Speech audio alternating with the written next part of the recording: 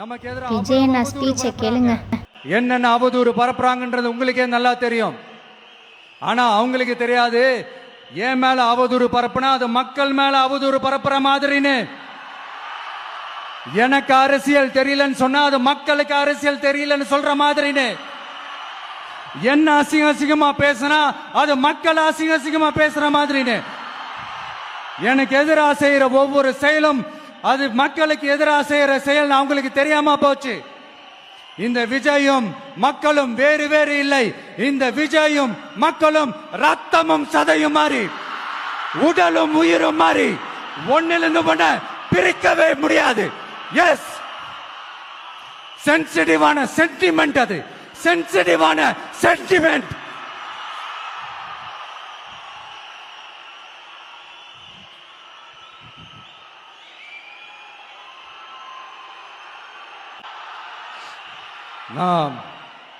Sorry, இதை யாரும் அசைக்க முடியாது.